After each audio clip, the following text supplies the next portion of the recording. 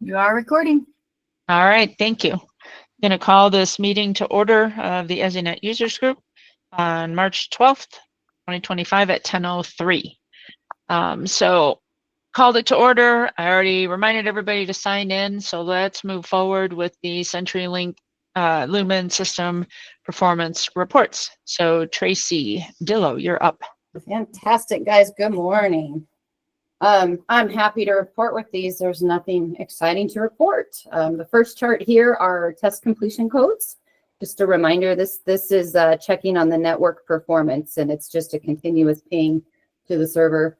Everything is falling well within the tariff requirements, so nothing exciting with this beautiful purple color this morning.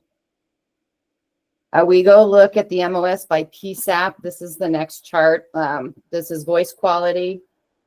The way the chart works, right? 1 is bad, 4, 5, 6 are good. That's what we want to see. So across all of the PSAPs for the month of February, we're well within the tariff ranges. We look at the same data, but this is more by the ECMC route. Again, we want it to be above 4 is what the tariff calls for, and we didn't see any dips or any problems with the month of February there. When we hit the packet loss percentage, this is less or equal to 0.5%. So if we're looking at that, the first column there on the end is actually, it hits on January 30th, the way this is pulling data. So I didn't dig into that one. I looked at everything that falls for the month of February and well within the tariff routes. We had some problems a few months back about the timing the Splunk data was being pulled. So that's why we include the last day of last month and the first day of next month to make sure we capture everything. If we look at jitter, which is our last one for this, once again, a gentle reminder that the graph is in microseconds. The tariff is in milliseconds. We wouldn't be able to see it if we measured it by the measurement in the tariff. So everything on this one as well falling within what it needs to. I think that is all I received from my knock on this one. Okay. Any questions for Tracy?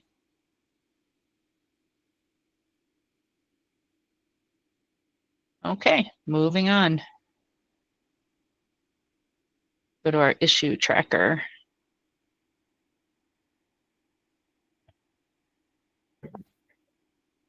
All right, let me take a peek and just glance at who I have. I think I saw Andrew. Just in case some more questions come up here, let's see. Let's dive into the first one. Colorado PSAPs moving over to the Lumen Central Alley node project. We put this on here. It's Kim Haig has been reaching out and doing this with individual PSAPs. I don't know how close they are to being done. It started the 25th of February. They ran this Tuesday, Wednesdays, and Thursdays until they get through everyone.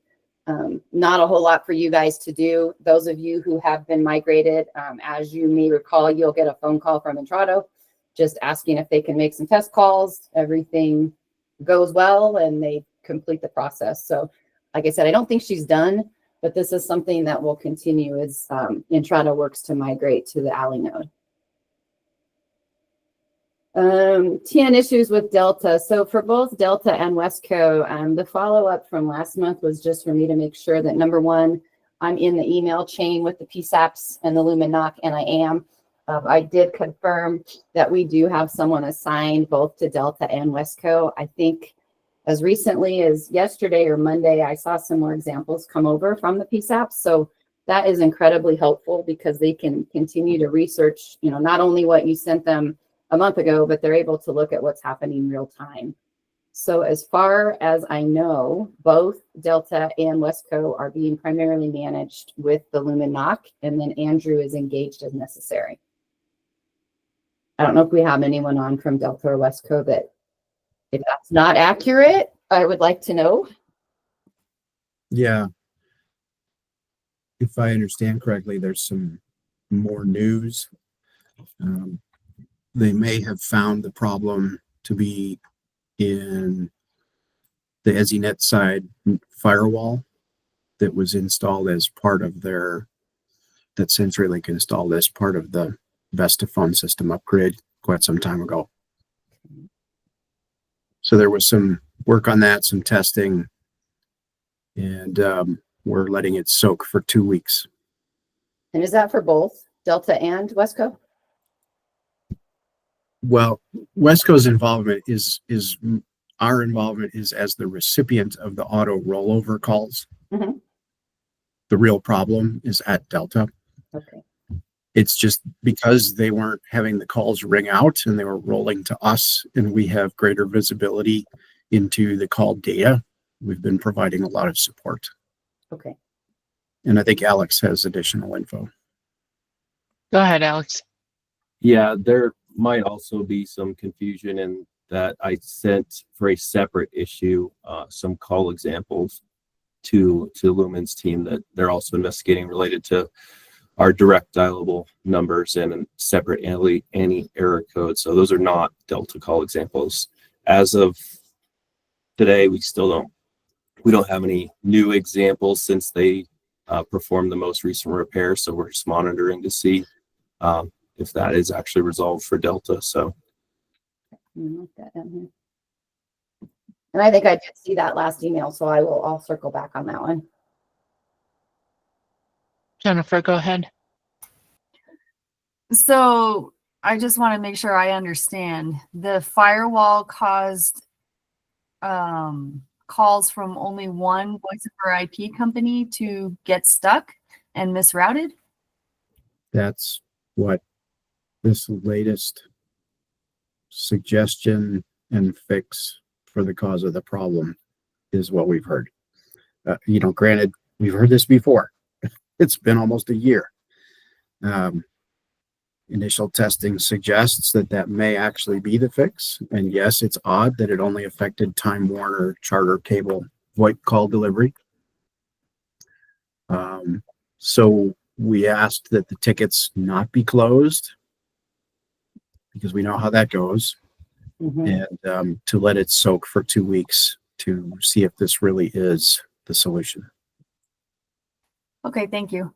And then to Alex's point, we have a separate Wesco issue with certain 911 calls, and that may be what you saw an email about, Tracy, and that would be the item in row 8, I believe, in the spreadsheet. I'm gonna put row 8 down on here. I had a quick question, Matt. When you said that they think that they have the issue kind of pinpointed to that firewall issue and you're letting it soak for 2 weeks, when did that 2 weeks start so that we know when we should have an answer for you? Well, I think we talked about it on Monday, right, Alex? that's correct. Monday is when I requested the 2 week. Okay. That was an Andrew and I timeline. Sorry, this is Rich Johnson, and now I'm getting real defined with verbiage here, just for folks on the call. So this firewall is a Vesta firewall that manages the connection between the Lumen ESInet and Vesta. I think that's right, because to the best of my knowledge, there isn't a firewall provided with ESInet. That this is most likely a firewall provided by the call handling solution that manages that connection between the ESInet and the CP. Hey, Rich, there's 2 firewalls and they face each other, one on the Vesta side, one on the incoming side. And we were told, I could find the email, that it's not the Vesta side firewall, it's the other one. Okay, I'll get a better understanding here, because I didn't think as part of the tariff and the next generation core services that firewalls were provided. I knew routers were, and then there was a handoff to the call handling infrastructure. So I'll do more research on my side to understand that, but I didn't think firewalls were included as ESInet service. So Chris Stewart is actually the customer here that has the issue, and he has his hand up. So maybe he has additional info. Go ahead, Chris.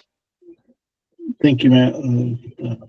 I don't think I have any additional information other than what's Matt's saying. Is we got I was out of town on Monday. I got the email from Alex that the issue was in a Motorola provided firewall, Mm-hmm.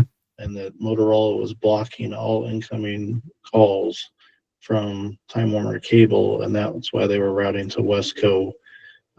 We're still trying to figure out why it took over 8 months for Lumen to escalate this to a point where they could have a conference call with Motorola and Entrado and Time Warner Cable on the same call when we were screaming for the same conference call for 6 months. It took our local tech escalating for 6 months of phone calls within the company to get that conference call, and within 1 day of that conference call, now supposedly the issue's been resolved. So I can tell you the leadership at Delta County with our commissioners and the sheriff and undersheriff are not very happy about this right now, and the complete lack of caring at all on behalf of Lumen almost about this issue. And now trying to argue about whether a firewall exists is not helping, because that's what we're being told. Okay, I'm just a technical sales engineer, so I'm trying to understand the solution. I'm sorry. I'll stop asking.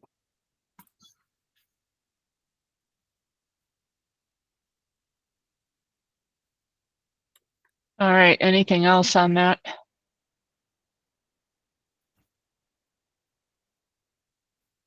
Okay, Tracy. Sweet. Moving right along to the move. I think I saw that Kimberly was on. We do have the Lumen circuit in place, activated, tested, and Trado helped us process all of that. We have a vendor relationship team at Lumen. We work with a partner who is GTT. This is the company that will be deciding the diversity circuit that will also go into this location as well as, for the statewide project. We've been told that circuit is going to be provided by Comcast. Jeff and I have escalated to try to get a date from GTT. So they are working with Comcast. I don't have that today. I just know that it's going to be a Comcast circuit that's going into that location.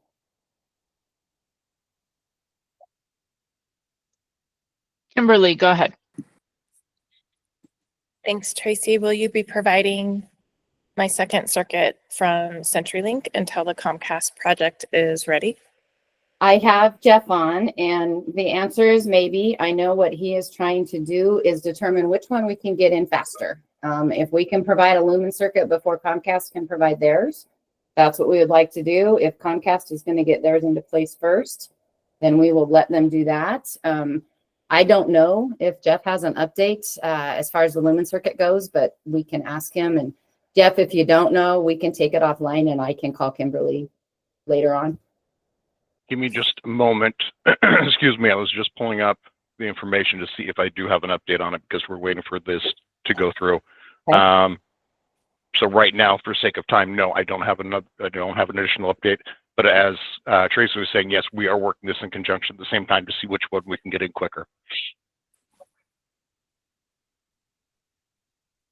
And Kimberly, I can see if I can find something out by early next week and get back to you. I don't know if I can get something today, but I'll work again with our escalations team, and Jeff and I can talk offline and see if we can get you something by Monday.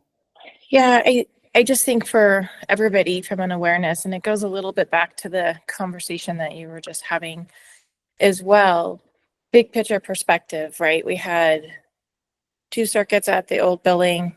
Expectation is 2 circuits at the new building. So we have some redundancy, regardless of the diverse carrier project. That's in its bucket by itself. And CenturyLink had ample time to provide us with the 2 circuits based on the requirements and provided us with 1. And I understand state tariff filing, diverse, et cetera, and all that reasoning, but from a resiliency perspective, there is an expectation that we're going to get the service delivered that we are paying for under the tariff, which is 2 circuits as we had at the old building. And then the diverse carrier project is the diverse carrier project, which is different from the original delivery requirement. So it's just a bit, I feel like we get put in a corner, and we just have to sit and wait until CenturyLink decides if they're going to do this or not. And that's not how we like to manage 911. So it's concerning, and I've been asking for updates. So I really would look forward to getting something solid from the CenturyLink team on when the second circuit will be delivered to us. Kimberly, as soon as I get that information, I will get with Kathy and we'll let you know. I wish I had a better answer than that. We're waiting on some internal processes as far as our car process, so I need to find out where the holdup is on that. That part of that process is the build itself, and as we know, that's already been taken care of, so we're trying to sort through on why there's a holdup on this. We should have had this cleared by now, so I'm seeing what I can find out. And Jeff, I'm not doubting at all that you're not trying. I'm sure you're working hard. Tracy, you work hard for us as well, and I do appreciate that. At the end of the day, we are not getting the service provided that we're paying for under the tariff. And again, this project wasn't sprung on any of us. We had ample time. You're already in our vault, so extending another circuit is not difficult when the infrastructure is already there. But I look forward to an update. I know that you've been trying to get us an update for quite a while, Jeff, so hopefully you can get one this week. That's what I'm working on.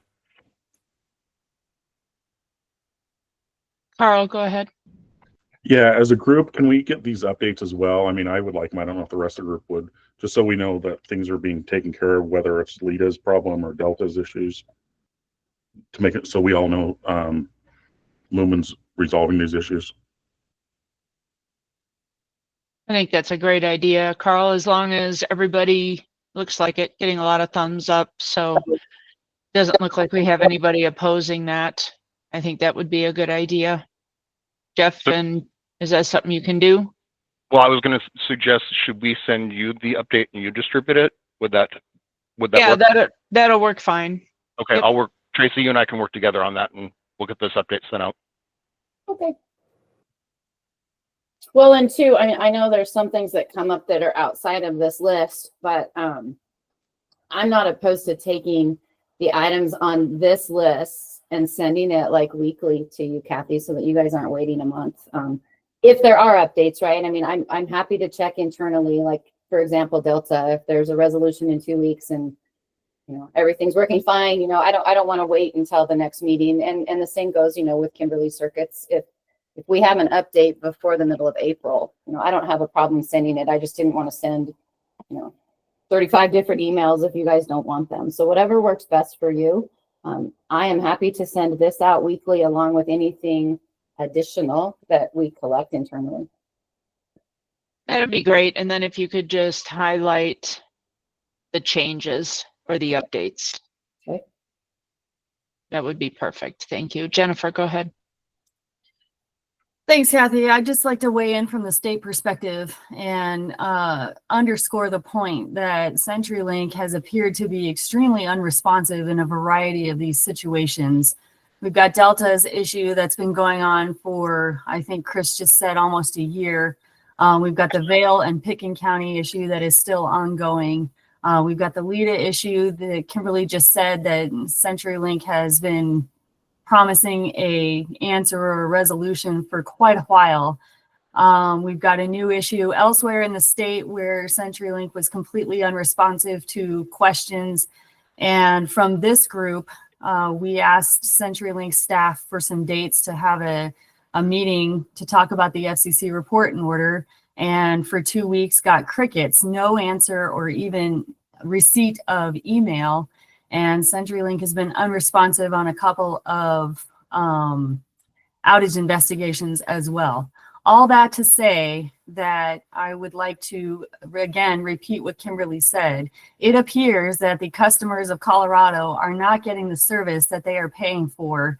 And it is becoming extremely, A, frustrating, and B, apparent that CenturyLink's attention is not on 911 in Colorado. And I would encourage the CenturyLink staff to remedy this fast.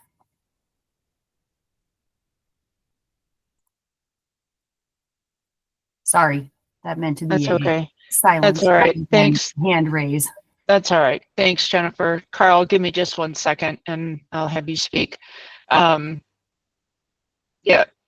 Jennifer, thanks for bringing that up to the CenturyLink folks on this call. I was actually going to speak about the FCC order and the emails that I had sent to several people, and follow-up emails and follow-up emails. And just to reiterate, you know, you're going to hear the same thing again, but it was extremely frustrating and disappointing not to even get something back saying, hey, we're working on something. We're trying to get a handle on all this. Give us a little bit of time and then we can set up a date. Some sort of acknowledgement from an email. And it's just very, very frustrating and feeling like we're not important. So again, just to reiterate, you know, Kimberly and Jennifer's thoughts and words, it is very frustrating. Carl, go ahead. Yeah, Jennifer, on some of these, is this something the staff could do, like open an informal complaint, or do we need to start filing informal complaints? Anybody is welcome to file an informal complaint at any time. At some point, as far as the outage investigations go, non-responsiveness is against the PUC rules, and PUC staff can take formal action regarding that. Okay, thank you. Now, Jeff or somebody else, I want to give you the opportunity to respond if you have something to say in regards to this. I will go ahead and say something. And I've talked with Jennifer about this, and I have actually sent internally those that are involved with Colorado specifically the concerns, and we are addressing internally. I don't want to commit for anybody else, but I know for myself, I am going to make the commitment to be more responsive than we have in the past. We can come up with excuses, but at the end of the day, we do not need to get the perception that you don't care, because you do. Or not care, but matter. So I on behalf of Lumen and CenturyLink, I apologize that it's come across this way, and we will work to make this better. All right, Jeff, thank you for that. And actions speak louder than words. So, you know, I'm hoping that that's what we all see from you. And Jennifer, go ahead. With respect, Jeff, I know that you're probably doing your best, but I was approached by Jim Carlson last summer, and we sat down at APCO and had a long conversation. I was specifically asked what CenturyLink could do to improve relationships in Colorado, and this isn't it. This is almost a year later, and not only has it not improved, but it's gotten worse. So I echo what Kathy said. Actions speak louder than words, and I don't see an improvement. I agree, and that will be addressed. I will take that back, and I will talk with Jim also and see what else we can do on that. But I will circle back with the group that I spoke to and set up a time to be able to communicate with them, to figure out what we can do. But to your point, Kathy, yes, actions do speak louder than words. So. All right. I appreciate that, Jeff. And I'm glad that you can hear from several of us in this group that it's not going well. It doesn't look good on the CenturyLink side. So we will watch and see how and if things change in the future. Right. No, and I appreciate everybody's candidness, and it is taken to heart. We will correct this. All right. Thank you. Are we good to move forward? Absolutely. Okay. So just to circle back a tiny bit, guys, if it's okay, Kathy and Jennifer, I'm going to plan to send an updated tracker out to the two of you. If I can do it every Thursday, I think that would be better. That way I can collect everything throughout the week and we go into the weekend with an update on here. Even if there isn't a change, I will send this out weekly. As far as the next one with Pipkin and Vale, I can share what I know. I know that there was a option given to Brett. Jeff provided a quote, and I think the quote ended up being almost a wash to what is taken care of today. But I believe the PSAP has requested that we come back with a price that would be for 18 months. And that is what is pending, is a response to whether or not we can offer this opportunity and or pricing for 18 months versus the original quote. Is that kind of where we're at, Jeff? Yes. That's the last email I saw, is they were asking for 18 months. Right, and I'm waiting for the response from offer management on that, and I don't see anything that's come back, so I will reach out to them directly and find out if that's been approved or not. Okay.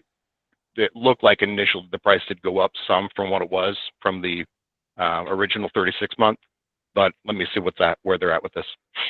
Okay, thanks. The next one, I did get an update and actually sat in on a Lumen corporate meeting as far as ESInet transfers. I think I mentioned last month that this isn't a question or a request from Colorado. It comes from all of the states that we have services in. So Angela Schreier is a counterpart of mine on the PMO team. She actually handles the East Coast and I have the West Coast. She is working very closely with a bunch of engineers on the Lumen side to try to roll out a plan, a service, a solution that would be applicable to all the states across the US. It'll also be kind of a generic SOW or amendment that can be utilized across the United States. So I think this is going to be a huge thing, state to state, rather than being just in Colorado. I don't know that Jeff or I will have a ton of information on this prior to probably the end of 2025 when it's actually ready to launch across the United States, but it is something that has a lot of attention at the corporate level for Lumen as far as public safety is concerned. Everybody wants to have this ability. So more to come on that. I don't want to take it off the list, but right now it's something that's definitely above my pay grade at Lumen, but I will keep you guys posted as I get updates on it. And I think if you can scroll back over to a little bit, I think the last one is the ECATS. We can touch on that briefly. I'm still working with Kayla Wright at Entrado. We have about 14 or 15 PSAPs left that are not yet live on ECATS for various reasons. Some of them want to wait until 2026 when they get new CPE. Some of them, just aren't ready for it yet. Kayla and I have a meeting at the end of this month. We're going to draft something, Kathy, that goes out to those that haven't yet put ECATS into play and just see how we can help them. We have sometimes Kevin and Jeff go out to different locations as well as my technicians and just see if there's anything else that Entrado or Lumen could be doing to help them get onto ECATS. So still tracking that.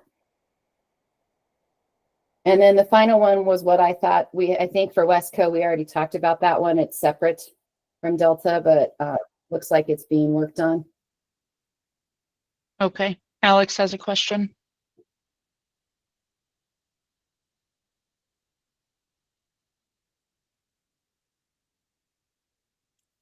Alex, are you on mute? Yes, sorry, thank you. Not to beat a dead horse on this one, but I have not received any email response whatsoever on this one. I know I coordinated with Tracy to find out which team I should send call examples to and sent historical records on the 13th and have been sending new call examples as we get them. So I've sent a few more emails over the last month and haven't got even a response that a ticket has been reopened for this. So I have no status on this. I see the last date in your tracker is 3/7. And I do want to avoid any miscommunication. I think in this column on the tracker, every reference to Delta should probably be removed so it's not confused with them. This is strictly a Westco issue and is totally unrelated to the Delta VoIP issue. Okay, I can take that out. In row 8 anyway. Okay, yeah, row 8. you might know Alex, or I know Andrew is on. Andrew, are you on those emails that are coming in from Alex? Because I'll go look at the one from February 13th and escalate that, but I want to make sure that you're in the loop too.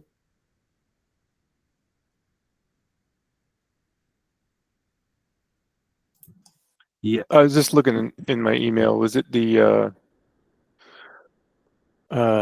all PSAP associated phone number email?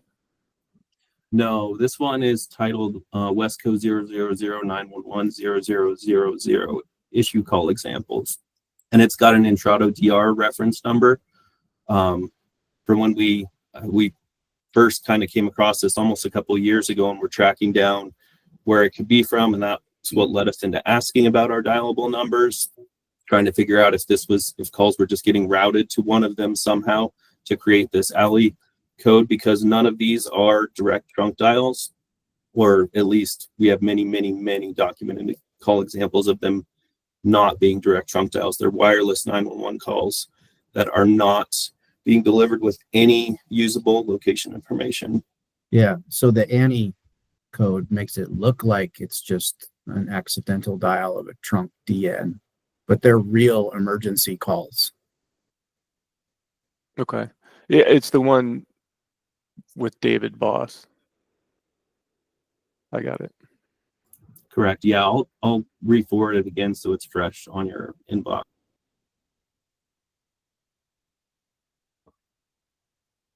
Okay. I will get with him.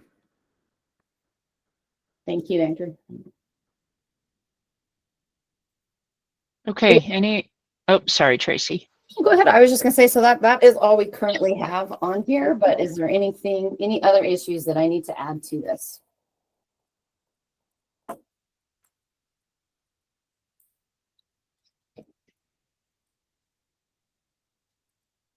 I'm not hearing anything, Tracy. All righty. That's all I have. Okay.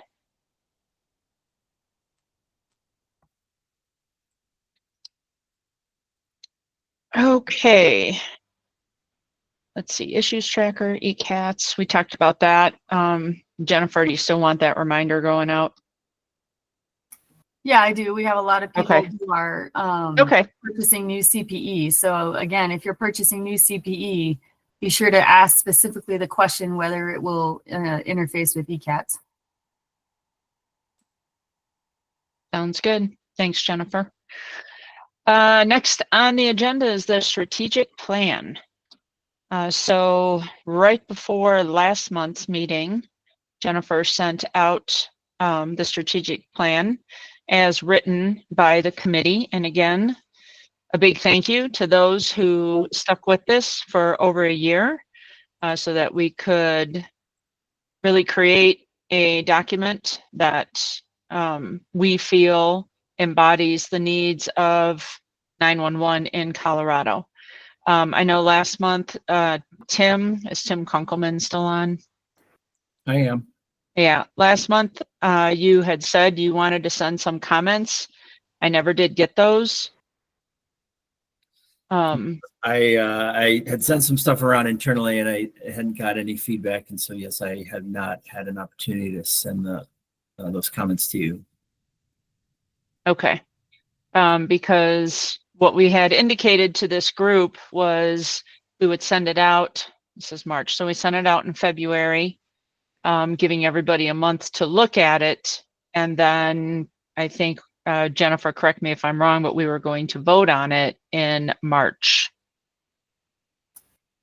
Yeah, that's what we said. I don't know Okay. that we decided whether we were going to send out an email vote or if we were going to vote at Right. this meeting. Okay. Well, by a show of hands for everybody in this group, who has had a chance to take a look at the draft? Kimberly, go ahead. Oh, I was just showing you my hand. Oh, sorry. I'm sorry. Yeah. Okay. Or actually, how about by a show of thumbs up? There we go.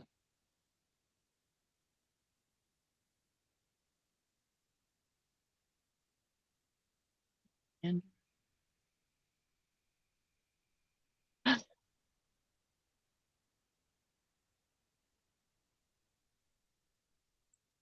Well, it looks like quite a few people have had a chance to look at it. Do we have any comments, concerns, anything you want to talk about or look at specifically in the plan? Anybody?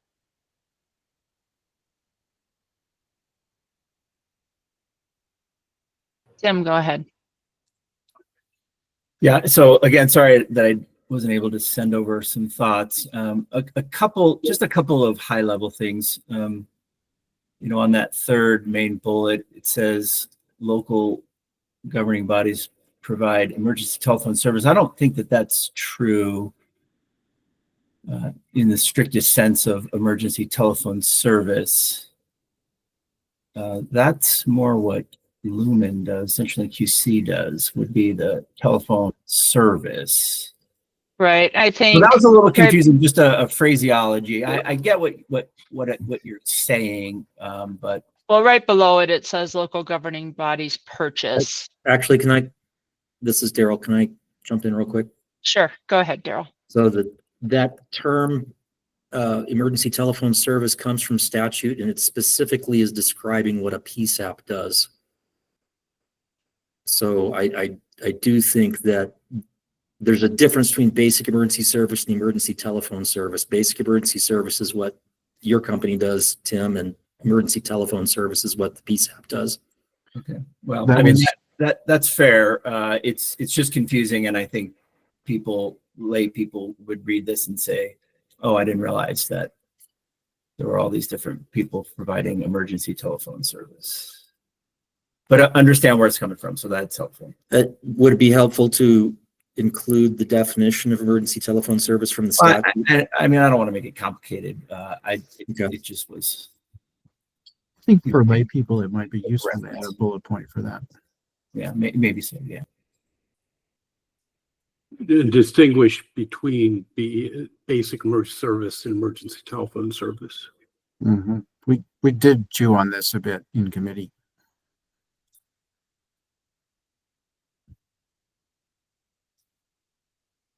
Okay, so we can add a bullet point in there defining it, or are we going to put it in definitions? I drop in a parenthetical or two. A parent what? Parenthetical. After the terms parentheses and explain what Yes. emergency telephone services and basic emergency services. Yeah, I got it, Joe. Sorry. It was I'd like to have something here in what we see on the screen. I don't know how many people are going to stop and read the definitions.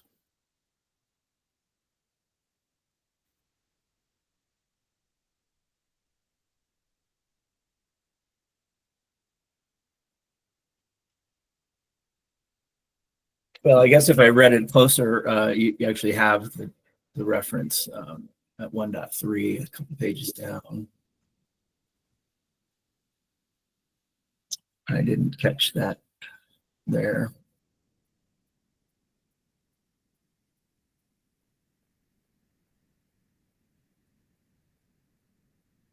Yeah, right there at the bottom has the statutory reference. So my apologies.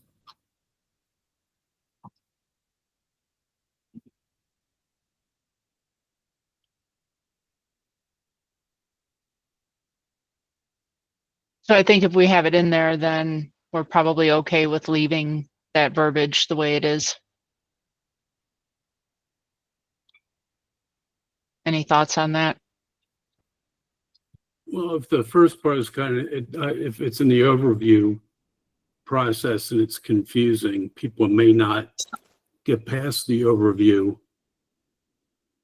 It's like I say, just dropping a parenthetical BES is routing and transport of 911 calls. The PSAP, emergency telephone service, is the PSAP's the handling of the 911 call or processing of the 911 call.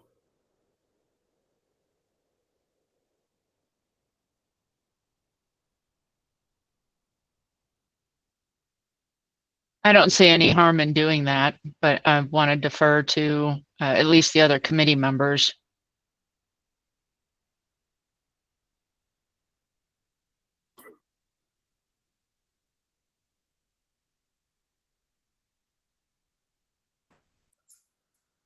Deanie, go ahead. You were just hitting thumbs up and you raised your hand. Okay.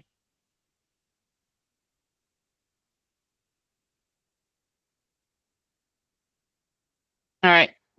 Jennifer, can we put that in there just so that we have that in parentheses? Yeah, I'll do it. I'm showing a PDF right now, so I'm not Yeah. going to see it on screen. I know. I figured. Okay, so we'll get that done. So going back then to the original question that I had, anyone else have any other comments, concerns with the entire document?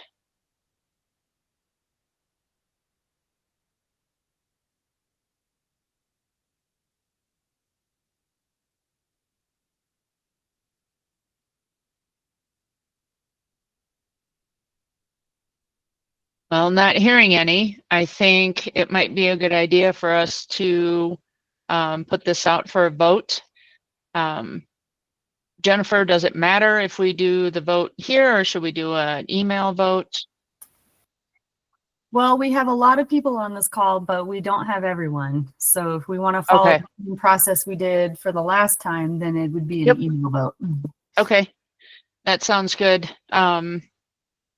Just not hearing anything else on this, we can make that one change. Thank you, Joe, for that suggestion.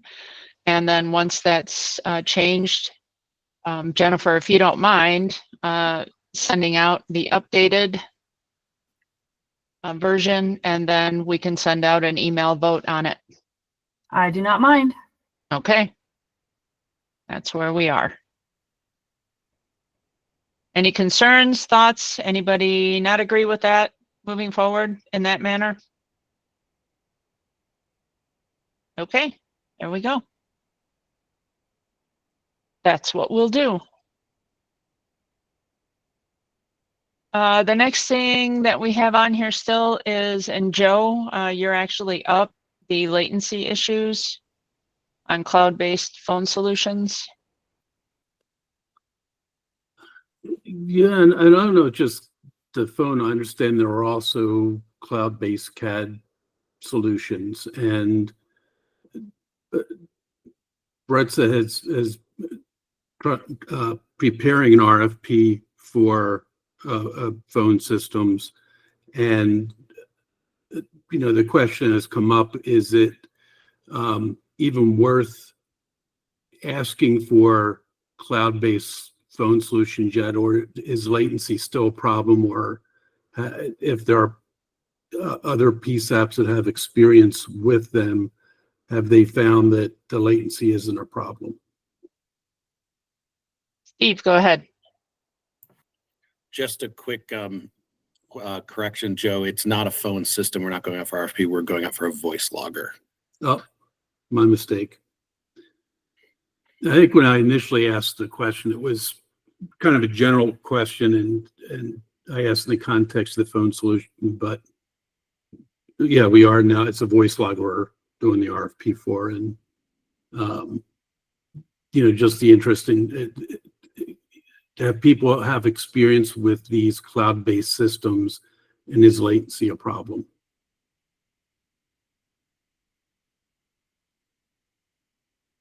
I do not have any information on that. Is there anybody else on here who does? I think a couple people are headed that direction, but I don't know if anybody has anything installed. Yeah. I think most of them I've heard about is Carbine.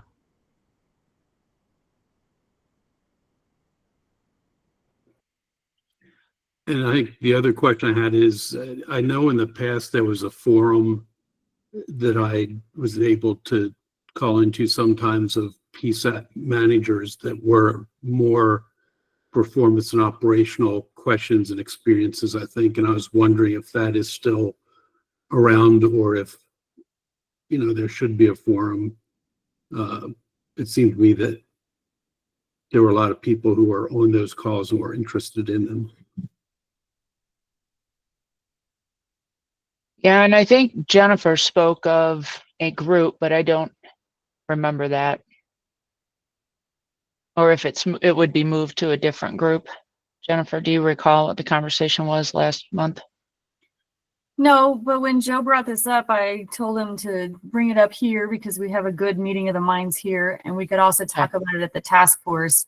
I That's thought it. he was talking about also the regional PSAP leadership that Connie leads. Could be a good place to ask those questions as well. There was a group that was led by the former executive director of the resource center that was, I thought was like statewide PSAP folks. Well, we Is she also one? have the managers directors forum at conference. And we can also send out the question to the PSAPs and authorities Google groups. So there's a lot of places that we can definitely get some information for you, Joe.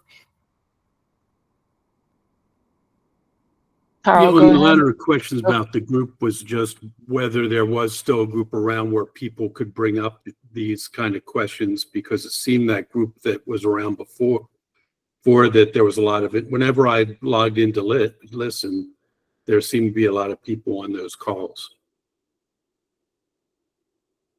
Carl, go ahead. Yeah, I think what Joe's talking about, they did it heavily during COVID, but I think it's kind of gone more into regional groups now because we have like a Western region here. Okay.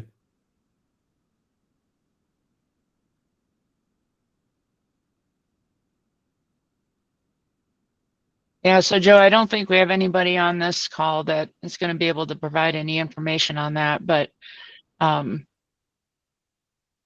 would suggest, the groups that, Jennifer mentioned as well. Thank you. Yep. Okay, we'll move on. Last mile diversity. This was brought up a couple of months ago by Kimberly Culp, and she provided some questions.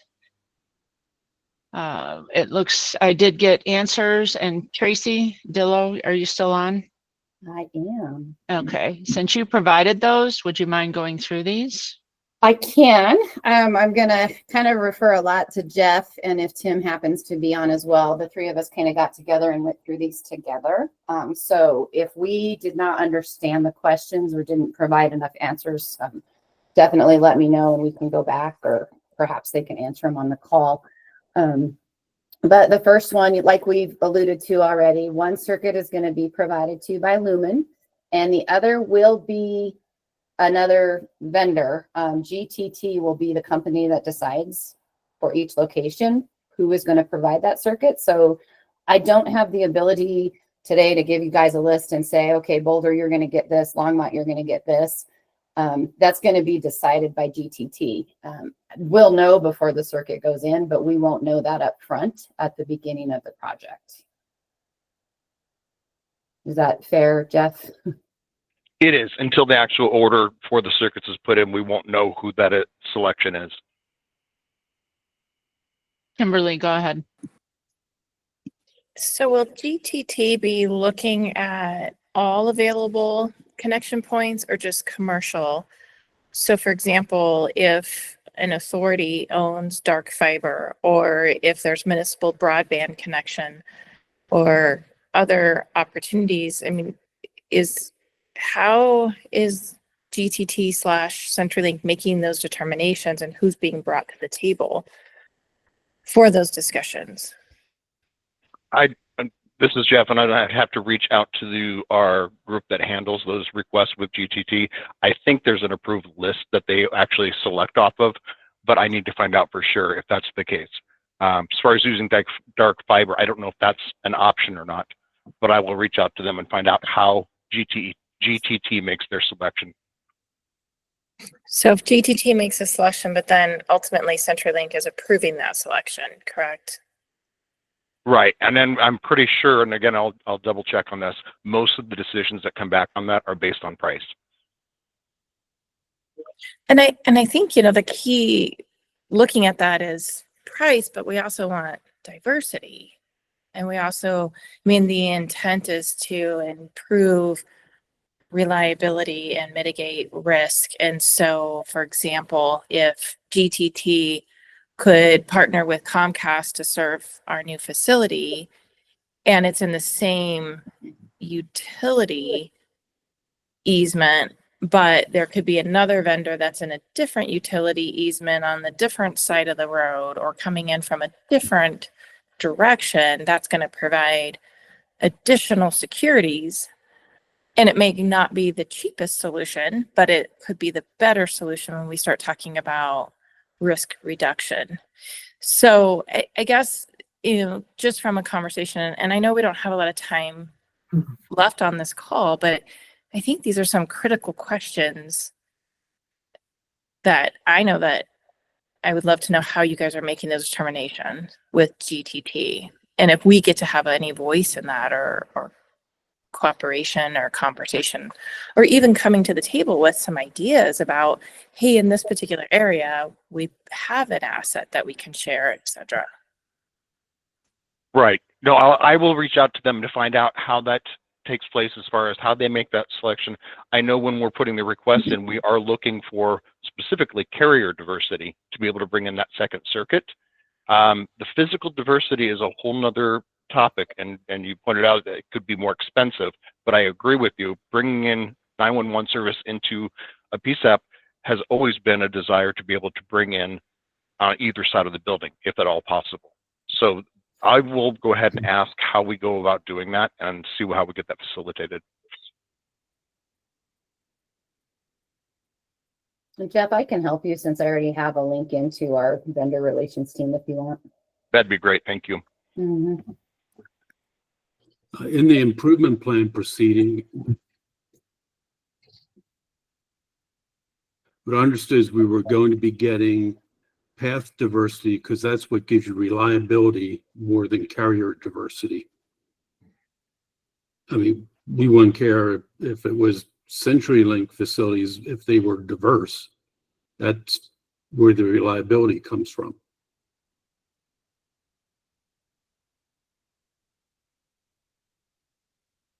I'll have to check on that, Joe. Like I said, we will reach out to find out how that selection is made and what can be done to help in that regard to make it physical diversity as well. Matt, do you have a question? I do. And I agree with Kimberly and Joe's questions. I had the same, but also about your carrier diversity. Are you looking to ensure that a second or third party carrier diversity is not actually underlain by a wholesale lumen fiber, for example? So, if we could buy Clear Networks fiber capacity here, only to find out that underneath it, it's actually a lumen level 3 CenturyLink, whichever subcorporation it is actually the underlying provider. How deep are you looking with your carrier diversity? I don't have an answer for that, Matt. We're going to have to find out with that group that takes care of that and see what they have to say. It's a good question and a good point. Thank you.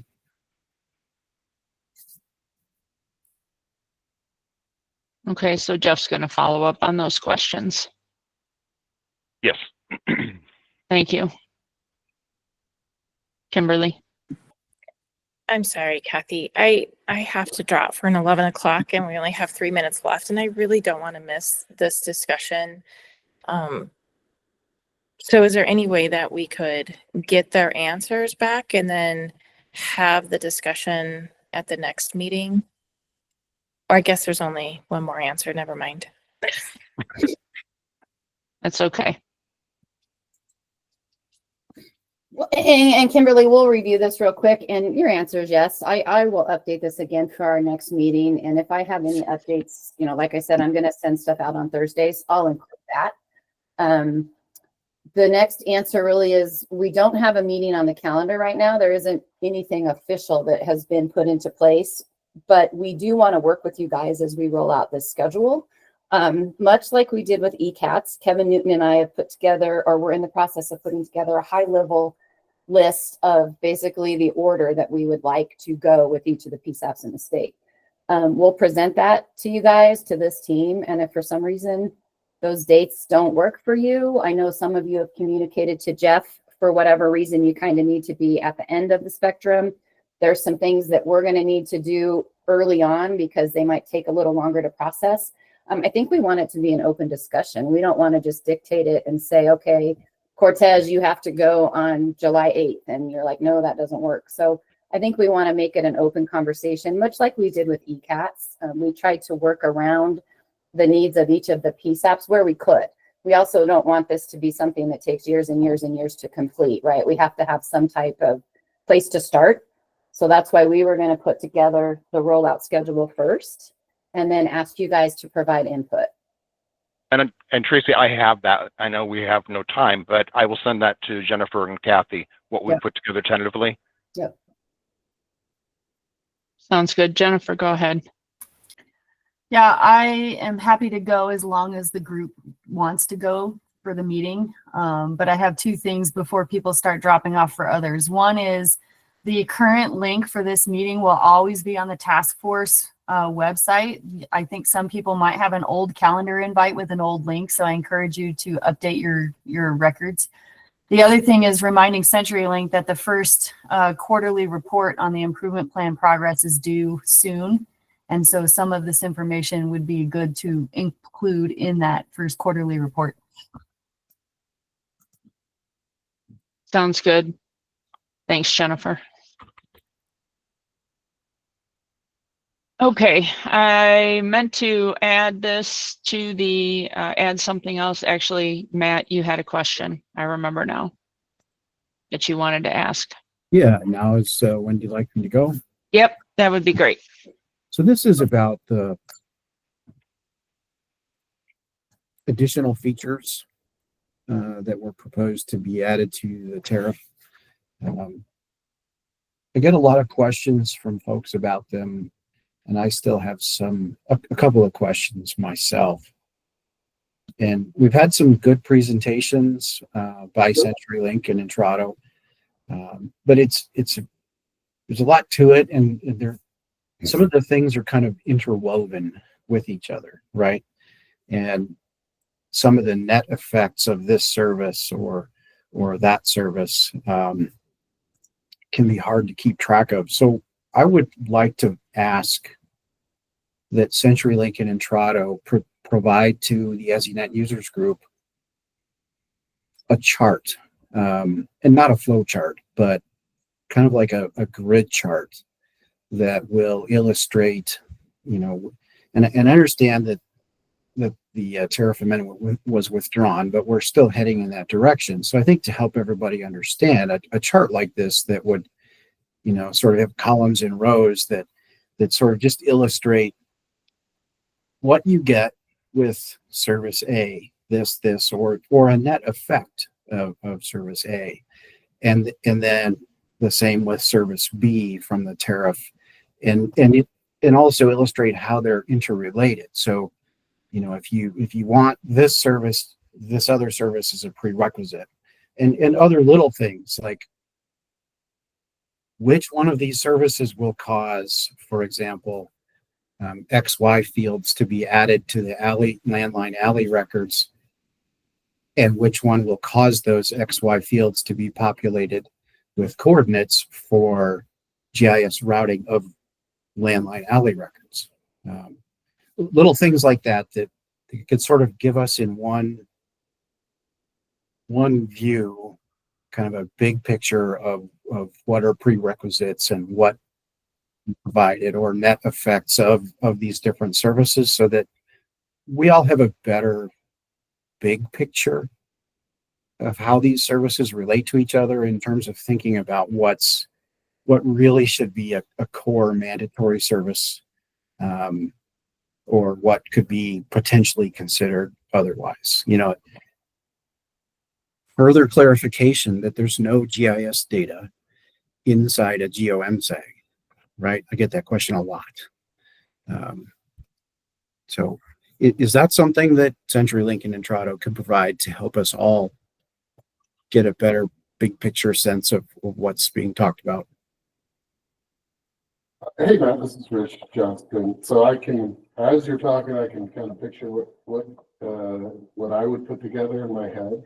I would say, hey, Jeff, you're on here. So obviously with Lumen's approval, I think we can start a rough draft of that really quickly.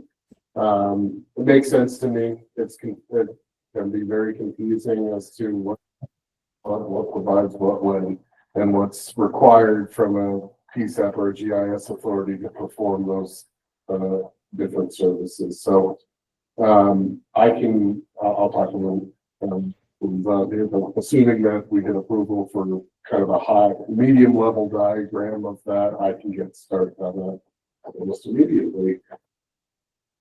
Plan to have it for the next meeting, but hopefully I'll get out drafts way before that and start the conversation before. I feel that would be very helpful. And I'll work with Rich and Steve Deloche also on that to come up with that. We'll be able to present it. Sounds good. I'll go, sorry. That's okay. I was just going to say, I'll make sure it stays on the agenda. Okay, great. Like you said, Matt, I think these discussions with the tariff are still in flux to a degree, and what's mandatory and optional, and can we do optional and all that stuff. I will kind of keep that on parallel and develop this with the services that we initially were put on that initial. I know that I went back and listened to the recording for the meeting where a lot of that was explained, and I thought I understood it and then learned that I didn't. And it would be helpful, I think, if we could look at a draft and before the next meeting, if there's any way we could look at a draft and give some feedback on where additional clarification might help.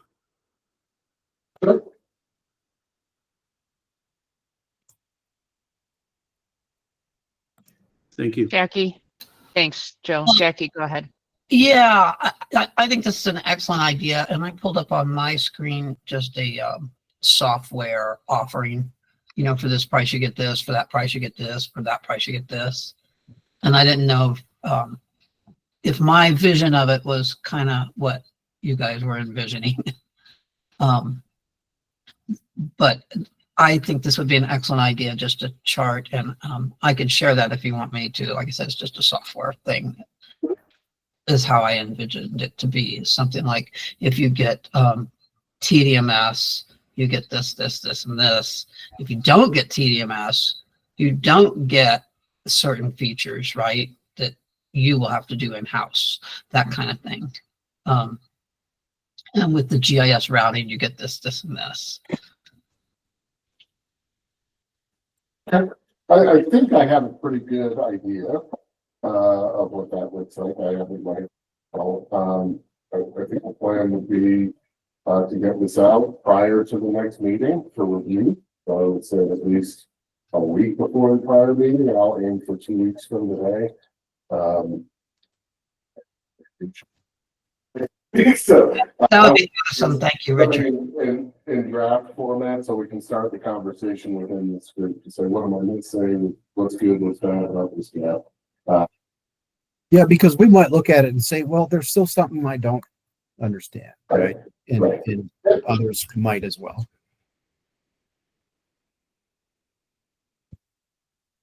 So I'll look on that. We'll commit that we'll get it out prior to the next meeting and start the review. Very good. Thank you. Again, with Lumen's approval, I'm assuming, Jeff, we're okay with that, but you talk. We presented all of this information in multiple presentations, but not in this format. So all the info is out there. It's just kind of formulating that into kind of a one-pager. Here, this is try to make the most sense out of it. So I don't see any issue internally that we couldn't get this information out. But Jeff, I'll assume we can, but you tell me otherwise. No, I agree with that. We'll obviously work with Steve, but just to make sure, but I don't see an issue with it at all.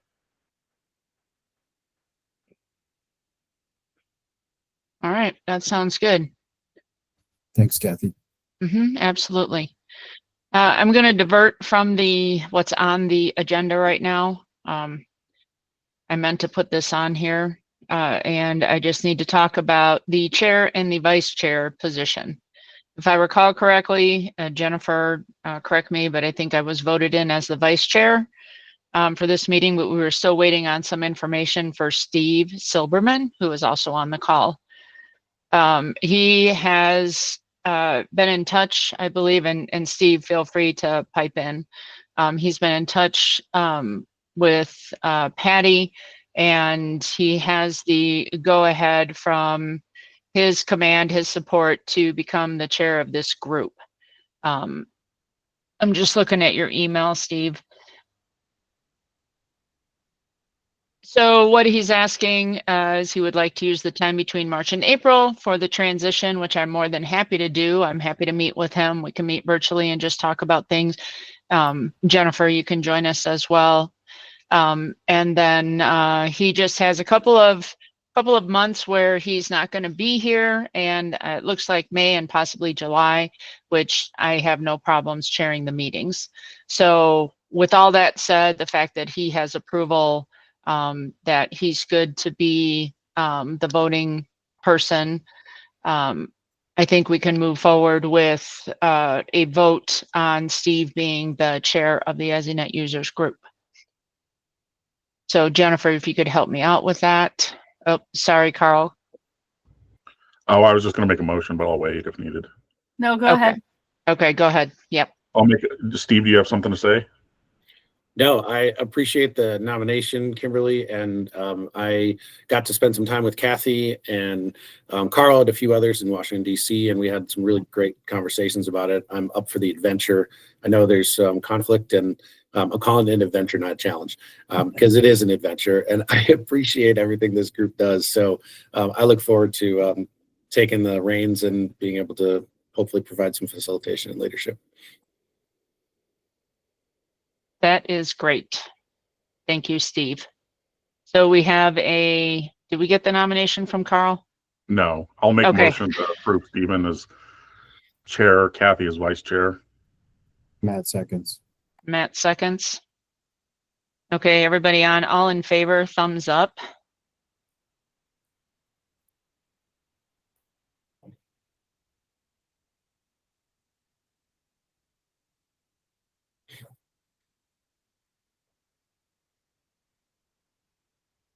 Getting a lot of thumbs up. Any opposed? Crying face would be great.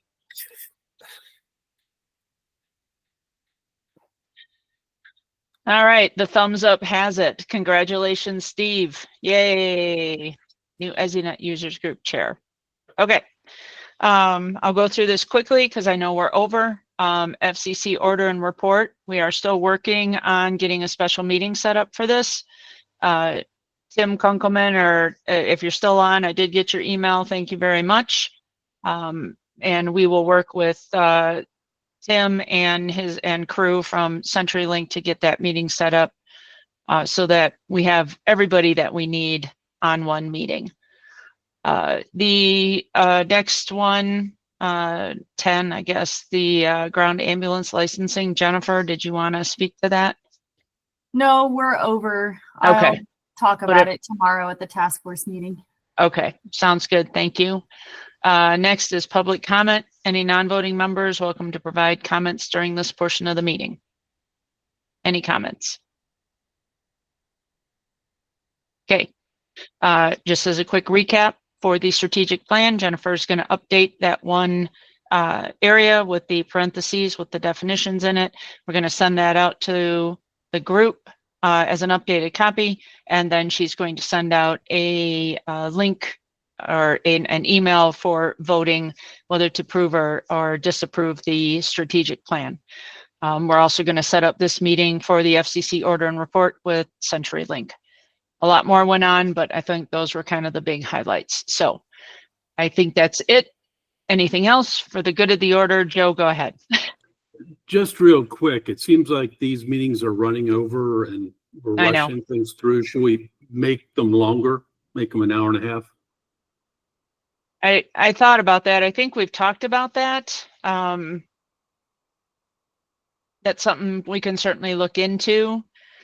Cause yeah, it technically does run over almost every time. I mean, sometimes we're just a couple of minutes, but we've gone like an hour and a half. So I don't think it's a problem making them an hour and a half. And then if we're done in an hour, then, you know, everybody gets 30 minutes back. But I just want to make sure everybody's good with that. So That'd be my choice.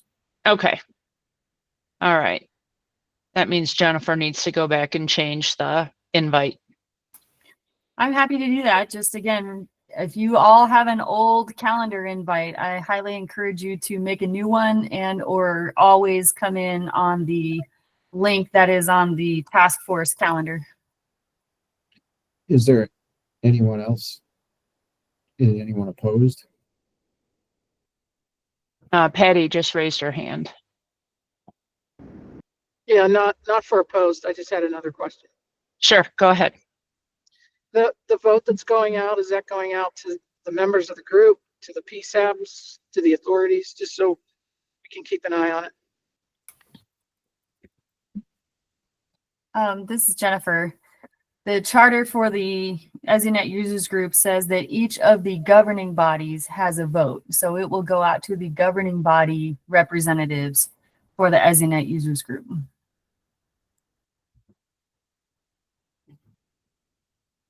Is that good, Patty? Yes, thanks. Okay. Yep, absolutely. Yeah, and I was going to ask that, Matt, but thanks. Any opposed to changing the length of the meeting to an hour and a half versus an hour?